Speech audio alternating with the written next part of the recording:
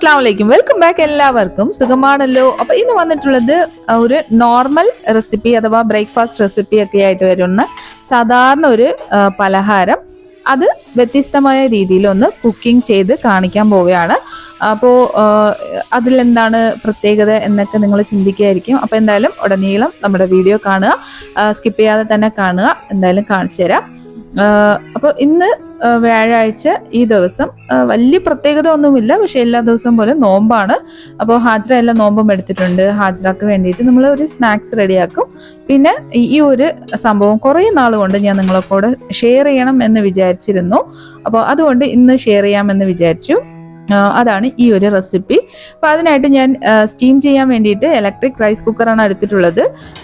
Normal idli ചെമ്പിൻ്റെ അകത്ത് ചെയ്താലും മതിയാവും. കയ്യിലുള്ളത് കൊണ്ട് മാത്രം ഞാൻ ഇതുകൊണ്ട് ചെയ്തേ ഉള്ളൂ. അപ്പോൾ ഒരു എളുപ്പത്തിനും പിന്നെ ഗ്യാസിൽ വേറെ കുക്കിംഗ് ഒക്കെ നടക്കണോണ്ട് തന്നെ ഇതിങ്ങനെ ചെയ്ത് നോക്കാമെന്ന് വിചാരിച്ചു. അങ്ങനെ റൈസ് കുക്കറിലേക്ക് വെള്ളമൊക്കെ വെച്ച് കൊടുത്തിട്ട് നമ്മുടെ സ്റ്റീം ചെയ്യണ ടബൊക്കെ വെച്ച് കൊടുത്തിട്ടുണ്ട്. ആ ഒരു പാത്രമൊക്കെ വെച്ച് കൊടുത്തിട്ടുണ്ട്. ഇനി അതിലേക്ക് നല്ല കഴുകി വൃത്തിയാക്കി വെച്ചിട്ടുള്ള ഒരു ടവലാണ് നമുക്ക് വേണ്ടത് ഈ ഒരു റെസിപ്പി റെഡിയാക്കാൻ വേണ്ടിയിട്ട്. കൂടെ തന്നെ നമ്മുടെ പച്ചരി പൊടിച്ചത് മില്ലിൽ ഇങ്ങനെ പൊടിച്ചെടുത്ത് ആ ഒരു റോ ആയിട്ട് തന്നെ, നമുക്ക് പച്ചയായിട്ട് തന്നെ വേണം, വറുക്കരുത്. വറുക്കും മുമ്പുള്ള സ്റ്റേജിലിരുന്നാണ് ഈ ഒരു റെസിപ്പി തയ്യാറാവുന്നത്. അപ്പോൾ വറുത്ത മാവിൽ എല്ലാവരും ഇടിയപ്പമൊക്കെ റെഡിയാക്കി കാണാം. ഇത് വറുക്കാത്ത മാവിലാണ് നമ്മൾ ഈ ഒരു റെസിപ്പി തയ്യാറാക്കുന്നത്. അതിനായിട്ട് ഈ ഒരു ടവല് സ്റ്റീം ചെയ്യാൻ ആ ഒരു ടബിൻ്റെ അകത്ത് ഇറക്കി വെച്ച് കൊടുത്തിട്ടുണ്ട്. ഇനി ഇതാ ഞാൻ ഇതുപോലെ മില്ലിൽ മാവ് വറുക്കാൻ വേണ്ടി പൊടിക്കുന്ന സമയത്ത് അതിലിരുന്ന് കുറച്ച് പച്ചമാവ് 1 കിലോ അല്ലെങ്കിൽ 1.5 കിലോ ഒക്കെ എടുത്ത് മാറ്റാറുണ്ട്. കാര്യം ഇതുപോലെ എന്തെങ്കിലും റെസിപ്പി ചെയ്യാനും പിന്നെ എന്തെങ്കിലും സ്നാക്സ് ഒക്കെ ചെയ്ത് നോക്കാനൊക്കെ വേണ്ടിയിട്ടാണ്. അങ്ങനെ എടുത്ത് ഫ്രീസറിൽ സൂക്ഷിച്ച് വെച്ച് കുറച്ച് നാളായി, ഇതൊരു 3-4 മാസമൊക്കെ ആയി. ഒരു കേടും വരില്ല. ഫ്രീസറിൽ ഇരിക്കുകയാണെങ്കിൽ 1 വർഷം വരെ ഒരു കേടും കൂടാതെ തന്നെ ഇരിക്കും. അപ്പോൾ അത് നന്നായിട്ടൊന്ന് അരിച്ചെടുക്കുക. അപ്പോൾ ഇതിൻ്റെ ഇടയിൽ ഹാജ്രയുടെ ജ്യൂസ് മേക്കിംഗ് ഒക്കെ നടക്കുന്നുണ്ട്. നറുനണ്ടി ആയതുകൊണ്ട് തന്നെ നാരങ്ങയും നറുനണ്ടിയും കൂടി അവൾ ഇങ്ങനെ റെഡിയാക്കിക്കോളും. നാരങ്ങ അവൾ കട്ട് ചെയ്യാൻ ശ്രമിച്ചു, പക്ഷെ ഞാൻ കട്ട് ചെയ്ത് കൊടുത്തു. അങ്ങനെ അവളിതാ ബോട്ടിലൊക്കെ ആക്കി വെക്കുകയാണ്. അപ്പോൾ ഈ ചൂട് കാലത്ത് എല്ലാവരും ചെയ്യുന്ന ഒരു വലിയൊരു റോങ് ആണ്, നോമ്പ് തുറക്കുന്ന സമയത്ത് ഭയങ്കരമായിട്ട് തണുപ്പെടുത്ത് അങ്ങ് കുടിക്കുക. തീരെ തണുപ്പ് കുടിക്കാൻ പാടില്ലാത്ത സമയമാണ് ഈ ഇത്രയും ചൂട് സമയത്ത്. ബോഡി തണുപ്പ് കുടിക്കുന്ന സമയത്ത് ഒരുപാട് ഹീറ്റ് ആവും. അപ്പോൾ ഞാൻ മാക്സിമം ഐസ് ക്യൂബ്സ് ഒക്കെ ഒഴിവാക്കിയിട്ടാണ് ഈ വർഷത്തെ റമദാൻ റെഡിയായി ഇങ്ങനെ മുന്നോട്ട് പോണത്. കാര്യം നമ്മൾ ഐസിട്ട് ശീലിക്കുന്ന സമയത്ത് മക്കളും അത് കണ്ട് പഠിക്കും. അങ്ങനെ ഇതാ നമ്മുടെ സംഭവം 2 കപ്പ് മാവാണ് സ്റ്റീം ചെയ്യാൻ വെച്ച് കൊടുത്തിട്ടുള്ളത്. അത് നന്നായിട്ടൊന്ന് സ്റ്റീം ചെയ്യട്ടെ. കുക്കിംഗ് ഓൺ ചെയ്ത് കൊടുത്തിട്ടുണ്ട്. അത് സ്റ്റീമായി വരുന്ന സമയം കൊണ്ട് നമുക്ക് ജ്യൂസും സ്നാക്സും റെഡിയാക്കാം. അപ്പൊ ഈ വർഷത്തെ റമദാനിൽ ഒരുപാട് ആഡംബരമൊന്നും ഞാൻ കാണിച്ചിട്ടില്ല. വളരെ ലൈറ്റായ രീതിയിലാണ് നോമ്പ് തുറയും സംഭവങ്ങളൊക്കെ. എന്തെങ്കിലും കുറച്ച് മാത്രം മോൾക്ക് റെഡിയാക്കും. പിന്നെ എന്തെങ്കിലും സ്പെഷ്യൽ ഉണ്ടെങ്കിൽ മാത്രം ഞാൻ വീഡിയോ ഷൂട്ട് ചെയ്യണം. അങ്ങനെയൊക്കെയാണ് ഈ വർഷത്തെ റമദാൻ ഇങ്ങനെ മുന്നോട്ട് പോണത്. കാര്യം അത്രയ്ക്ക് ചൂടുണ്ട്. കിച്ചണിൽ ഒരുപാട് നേരം സ്പെൻഡ് ചെയ്യാൻ പറ്റൂല എന്നുള്ളതും, പിന്നെ വെറുതെ എന്തിനാണ് ഒരു ആഡംബരം, നമുക്ക് വെറുതെ നമ്മുടെ ബോഡിയും വീക്കാവും ഒരുപാട് ഓയിലി ഫുഡൊക്കെ കഴിച്ചു കഴിയുമ്പോൾ. അപ്പൊ ഇന്നത്തെ സ്നാക്സ് എന്ന് പറയുന്നത് ഹാജ്രയുടെ മോസ്റ്റ് ഫേവറേറ്റ് ആയിട്ടുള്ള വാഴയ്ക്ക ബജ്ജി തന്നെയാണ്. അപ്പൊ ബജ്ജി ഈ വർഷം ആദ്യമായിട്ട് ഈ ദിവസമാണ് റെഡിയാക്കാൻ പോണത്. അതിൻ്റെ ഇടയിൽ നമ്മുടെ നോർമൽ തണ്ണിമത്തങ്ങ ജ്യൂസ് ആണ്, വാട്ടർമെലൺ ജ്യൂസ്. അതിലും നറുനണ്ടിയാണ് ഒഴിച്ചത്. പഞ്ചസാര ഇടാൻ ഒരു മടി തോന്നി. ഇതിലും ഷുഗർ കണ്ടന്റ് ഉണ്ടല്ലോ, അപ്പൊ ഇതൊരു പ്രത്യേക ടേസ്റ്റ് ആയിരിക്കും. അപ്പൊ വെള്ളവും നറുനണ്ടിയും വാട്ടർമെലനും കൂടി ചേർത്ത് അടിച്ചെടുക്കുന്ന നമ്മുടെ ജ്യൂസ് ഇതാ റെഡിയാണ്. അപ്പൊ 2 ജ്യൂസായി. നോമ്പ് തുറക്കുന്ന സമയത്ത് ഫ്രൈഡ് ഐറ്റംസ് കാണൂല. നോമ്പ് തുറന്നതിന് ശേഷമാണ് ഞാൻ ഫ്രൈ ചെയ്യാൻ നിൽക്കുന്നത്. അപ്പൊ ആദ്യം ജ്യൂസും മാക്സിമം ഫ്രൂട്ട്സ് എന്തെങ്കിലും ഉണ്ടെങ്കിൽ അതേ കഴിക്കുള്ളൂ. അങ്ങനെ നോമ്പ് തുറക്കാനുള്ള സമയമായി. ഏകദേശം ഒരു 6:30 മണിയായി. അതിനുശേഷമാണ് ഈത്തപ്പഴവും ജ്യൂസും മാത്രമേ നമ്മൾ ഇന്ന് കഴിച്ചിട്ടുള്ളൂ. അത് കഴിഞ്ഞിട്ട് ഇതാ നമ്മുടെ കടലമാവ് മിക്സ് ചെയ്യാണ്.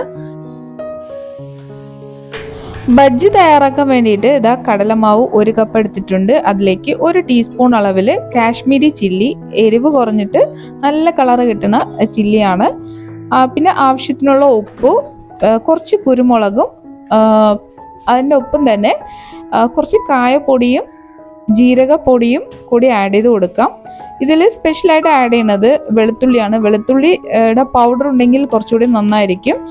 ഞാൻ വെളുത്തുള്ളിയുടെ പേസ്റ്റ് ഇതുപോലെ വാങ്ങിച്ചതുണ്ടായിരുന്നു. അപ്പോൾ അത് മറ്റേ സംഭവം വഴി പുറത്ത് വരുന്നില്ല പേസ്റ്റായിട്ട്.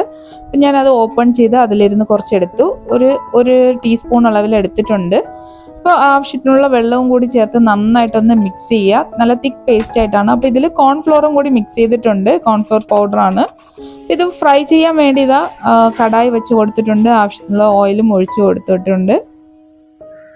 അപ്പോൾ ഈ ഗ്യാപ്പിൽ നമ്മുടെ സ്റ്റീമറിൽ ഈ ഒരു സ്നാക്സും കൂടി വെച്ച് കൊടുക്കാം. ഒരു തുർക്കി പത്തിരി പോലത്തെ ഒരു സംഭവം. അപ്പോൾ അത് ഗ്യാസിൽ ഇതുപോലെ ചിക്കൻ കറിയാണ് റെഡി ആയിക്കൊണ്ടിരിക്കുന്നത്. അപ്പോൾ ഇന്ന് അതിൻ്റെ റെസിപ്പി ഒന്നും കാണിക്കണില്ല.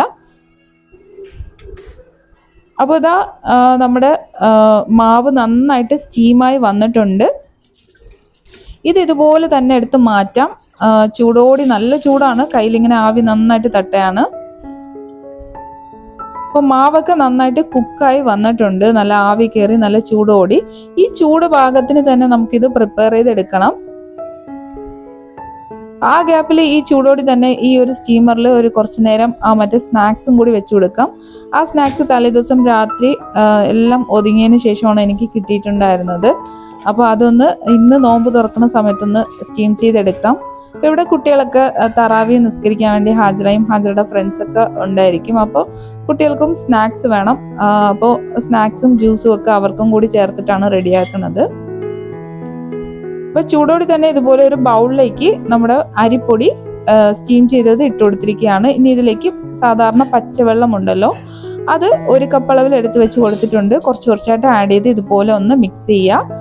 ഈ സമയത്ത് ഉപ്പ് ആഡ് ചെയ്യാൻ മറന്നു പോകണ്ട. ആദ്യം ഞാൻ ഉപ്പ് ആഡ് ചെയ്യാൻ മറന്നു പോയിട്ടുണ്ടായിരുന്നു, പിന്നീടാണ് ആഡ് ചെയ്തത്. അപ്പോൾ 2 കപ്പ് അരിപ്പൊടിയാണ് എടുത്തത്.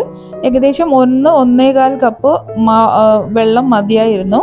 അപ്പോൾ നന്നായിട്ട് പ്രിപ്പയർ ആയി. അപ്പോൾ നമ്മൾ സാധാരണഗതിയിൽ തിളച്ച വെള്ളത്തിൽ അരിപ്പൊടി ഇട്ട് കുഴച്ചെടുക്കാറുള്ളതാണ് പതിവ്. ഇത് ജസ്റ്റ് നമ്മൾ കൈ കൊണ്ട് ഇങ്ങനെ തണുത്ത വെള്ളം കൊണ്ട് തന്നെ മിക്സ് ചെയ്തെടുക്കാൻ പറ്റും. അതാണ് ഇതിന്റെ പ്രത്യേകത. ഇന്നത്തെ വ്യത്യസ്തമായ നമ്മുടെ റെസിപ്പി ഇതാണ്. അപ്പോൾ ഇങ്ങനെ തയ്യാറാക്കുന്ന ഇടിയപ്പം നല്ല സോഫ്റ്റ് ആണ്. അപ്പോൾ ഇതുപോലെ നന്നായിട്ട് ഇങ്ങനെ ഹോളി കൂടെ ഇങ്ങനെ വരും. അപ്പോൾ സ്റ്റീം ചെയ്യുന്ന സമയത്ത് പ്രോപ്പർ ആയിട്ടൊന്ന് സ്റ്റീം ചെയ്തെടുത്താൽ നമുക്ക് നല്ല അടിപൊളി ടേസ്റ്റി ആയിട്ടുള്ള ഇടിയപ്പം. പണ്ട് കാലത്തൊക്കെ ഇതുപോലെയാണ് വീട്ടിൽ തന്നെ മാവിടിച്ച് അരി പൊടിച്ച് ഇടിച്ചൊക്കെ എടുത്തിട്ട് അവർ അരിച്ചെടുത്ത് പെട്ടെന്ന് തയ്യാറാക്കണം. ഇങ്ങനെയാണ് ആദ്യ കാലത്തൊക്കെ ഇടിയപ്പം റെഡിയാക്കിക്കൊണ്ടിരുന്നത്. പിന്നീടാണ് വറുത്ത മാവ് റെഡിയാക്കി അത് വെച്ചതിന് ശേഷം പിന്നെ സ്റ്റോറിങ് ഒക്കെ തുടങ്ങിയത്. അപ്പോൾ ഇതെനിക്കൊരു ഏതോ ഒരു സമയത്ത് ഒരു പ്രായമുള്ള ആരോ എനിക്ക് ഷെയർ ചെയ്ത് തന്നിട്ടുള്ള ഒരു റെസിപ്പിയാണിത്. പക്ഷെ ആരാണെന്ന് എനിക്ക് ഓർക്കണില്ല. ഞാനൊരു 8 വർഷത്തിന് മുമ്പ് ഇതൊന്ന് ട്രൈ ചെയ്തു, സക്സസ് ആയി. അപ്പോൾ സത്യം പറഞ്ഞാൽ ആര് പറഞ്ഞെന്നൊന്നും എനിക്ക് ഓർമ്മയില്ല.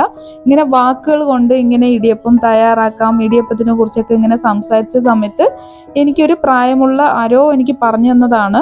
പക്ഷെ ആരെന്നൊന്നും ഞാൻ ഓർക്കണില്ല. പക്ഷെ നല്ലൊരു റെസിപ്പിയാണ്. നമ്മുടെ കയ്യിൽ ഇതുപോലെ വറുത്ത മാവ് ഇല്ലെങ്കിൽ പച്ചരി പൊടിച്ചത് മാത്രം ഇതുപോലെ സ്റ്റോർ ചെയ്ത് വെച്ചിരിക്കുകയാണെങ്കിലും നമുക്ക് റെഡിയാക്കാം. പക്ഷേ ഈ കാലത്തൊക്കെ എല്ലാവർക്കും എളുപ്പം ഇൻസ്റ്റന്റ് ആയിട്ട് വറുത്ത അരിപ്പൊടി ഉണ്ടെങ്കിൽ ചൂടുവെള്ളത്തിൽ കുഴച്ചെടുക്കുന്നത് തന്നെയാണ്. അപ്പോൾ ഇടയ്ക്കൊക്കെ ഡിഫറെൻ്റ് ആയിട്ട് ട്രൈ ചെയ്യണം എന്ന് തോന്നുന്ന സമയത്ത് ഇതുപോലെ ഒന്ന് ട്രൈ ചെയ്ത് നോക്കുക.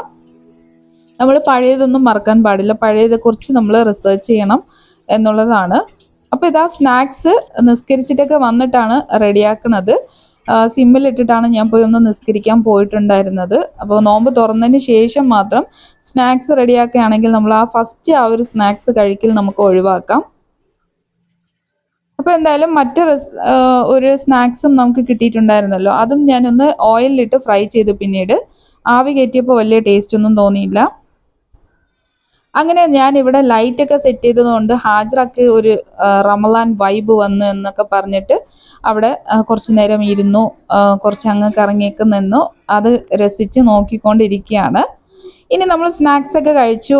പിന്നെ തറാവിയൊക്കെ നമസ്കരിച്ചിട്ടാണ് നമ്മൾ ഇടിയപ്പവും ബാക്കിയുള്ള സംഭവങ്ങളൊക്കെ കഴിച്ചിട്ടുണ്ടായിരുന്നത്. അപ്പം അതൊന്നും ഷൂട്ട് ചെയ്യാൻ വിട്ടുപോയി. കാര്യം ഇവിടെ തറാവി നിസ്കരിക്കാൻ വേണ്ടി കുട്ടികളൊക്കെ വരും. അവരെ കൂടെയൊക്കെ ഇരുന്ന് ഒരു 10-10:30 മണിയൊക്കെ ആയതിനു ശേഷം എനിക്കതൊക്കെ ഷൂട്ട് ചെയ്യാൻ വിട്ടും പോയി. പിന്നെ ഞാൻ വീഡിയോ എടുത്തതേ മറന്നുപോയി എന്നുള്ളതാണ് സത്യം. വീണ്ടും മറ്റൊരു വീഡിയോ ആയിട്ട് വരാം. അതുവരെയ്ക്കും ബൈ ബൈ.